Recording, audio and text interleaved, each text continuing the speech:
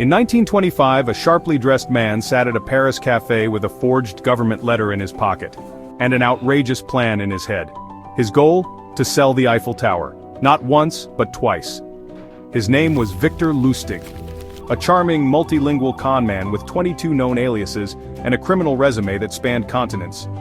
But what makes his story legendary is how he pulled off one of the boldest scams in history, twice, and nearly got away with it. It all began with the Parisian skyline under renovation.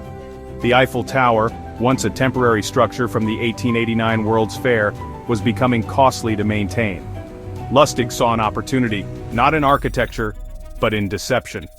Posing as a deputy director of the Ministry of Posts and Telegraphs, Lustig summoned 5 of the city's top scrap metal dealers to a secret government meeting.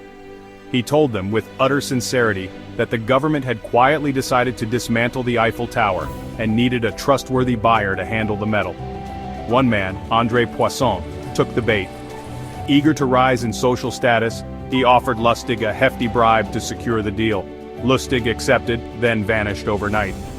The scam had worked perfectly, and the best part? Poisson was too humiliated to report it to the police. Lustig fled to Vienna with the cash, but weeks later he returned to Paris, and did it again. Same documents, new dealers, nearly identical setup. But the second time, the target got suspicious, and reported him to the police. Lustig disappeared just in time. This was just one chapter in a career of high-stakes scams.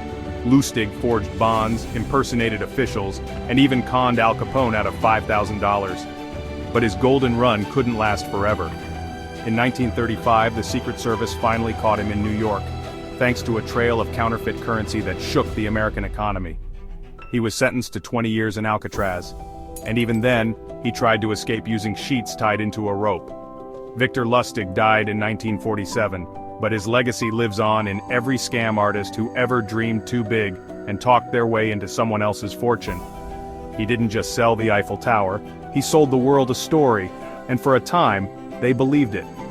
Because sometimes the greatest con of all is confidence itself. If you enjoyed this wild, true story, hit that like button, subscribe, and ring the bell. More insane real-life stories coming every week on MindSpark Media.